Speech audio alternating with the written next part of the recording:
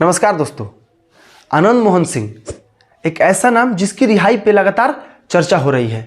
आखिर कौन है ये आनंद मोहन सिंह और इनकी रिहाई पे इतना विरोध क्यों हो रहा है? तो चलिए आपको इनकी पूरी कहानी बताते हैं। तो दोस्तों, यूपी और बिहार की राजनीति में हमेशा से बाहुबलियों का दबदबा रहा है। चाहे वो बात अनंत सिंह की हो, सूरजभान सिंह की हो, पप्पू यादव की हो, शहाबुद्दीन की हो, सुनील पांडे की हो, चाहे जिसकी हम बात कर रहे हैं आनंद मोहन सिंह की हो। तो दोस्तों, आनंद मोहन सिंह जो कि पिछले 15 वर्षों से सहरसा के जेलों में सजा काट रहे हैं, लेकिन नीतीश सरकार अब उनको रिहा करने का फैसला कर चुकी है। तो चलिए अब ये समझते हैं कि आनंद मोहन सिंह की प्रारंभिक जीवन कैसी थी, कैसे वो राजनीति में आए, फिर अपराधी बने और आजीवन कारावास तक पहुंच गए। तो चलिए सब कुछ आपको अच्छे से समझाते हैं। तो दोस्तों, आनंद मोहन सिंह का जन्म सहरसा जिले के पचगछिया गांव के एक राजपूत परिवार में हुआ था। उनके दादा राम बहादुर सिंह एक स्वतंत्रता सेनानी थे और फिर साल 1974 के लोकनायक जयप्रकाश नारायण के संपूर्ण क्रांति से आनंद मोहन सिंह राजनीति में आए और आंदोलन का रंग उन पर इतना चढ़ा कि वो अपनी पढ़ाई लिखाई और कॉलेज तक छोड़ दिए।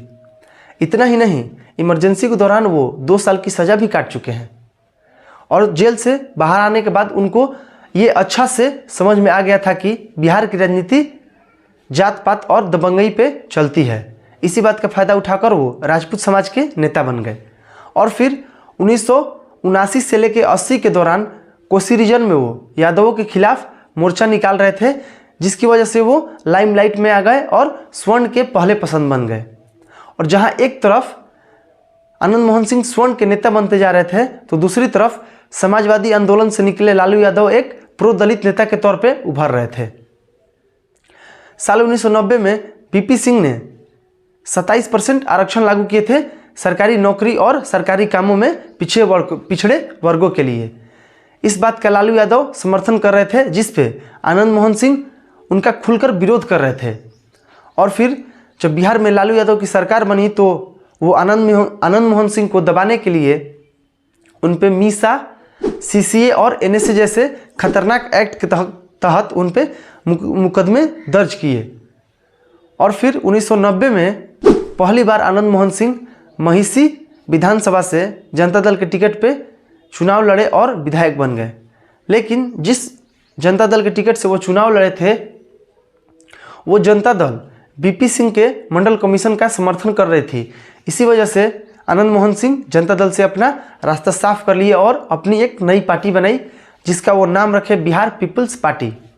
और 1994 में हुए वैशाली लोकसभा पे बाई इलेक्शंस में उनकी पत्नी लवली सिंह ने एक अनोखा जीत दर्ज की, मतलब एक तरफा जीत दर्ज की, जिसकी वजह से बिहार की राजनीति में एक अनोखा मोड़ भी आ गया। साल 1995 में एक ऐसा दौर भी आया जब आनंद मोहन सिंह लालू यादव के सामने एक सीएम चेहरा के तौर पे भी उभरने लगे थे। इतनी उनकी पॉपुलैरिटी हो गई थी।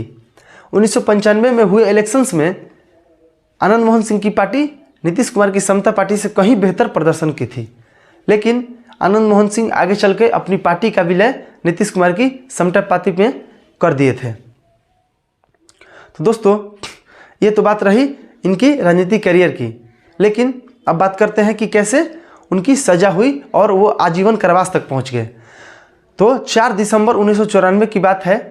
उनकी करीबी और भाई कहे जाने वाले छोटन शुक्ला की हत्या कर दी जाती है और उनकी अंतिम यात्रा में बहुत बड़ी भीड़ इकट्ठी होती है और वो भीड़ उग्र हो जाती है।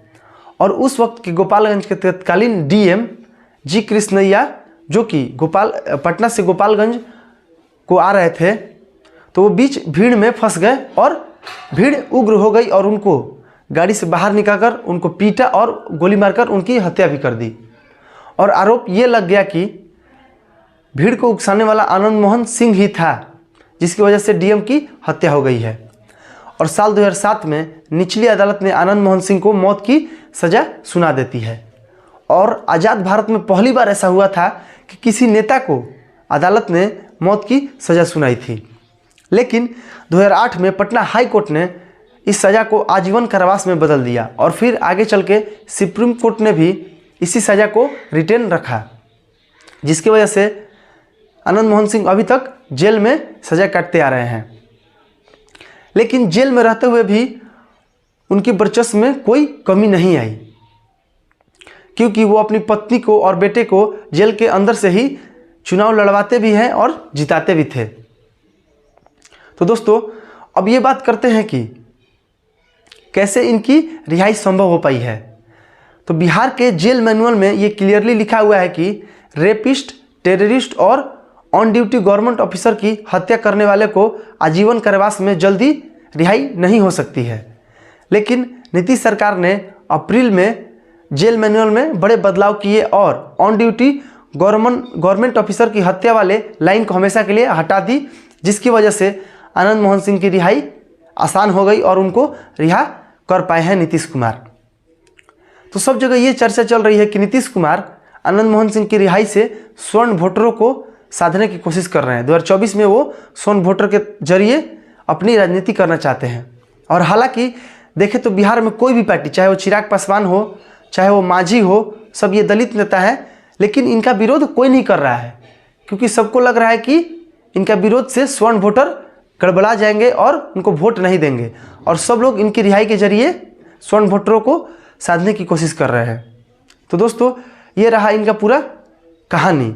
तो आपको अगर अच्छा लगा हो तो वीडियो को लाइक कीजिएगा, चैनल को एक सब्सक्राइब कर दीजिए, जरूर एक सब्सक्राइब कर दीजिएगा, इससे बहुत बड़ी मोटिवेशन मिलती है दोस्तों।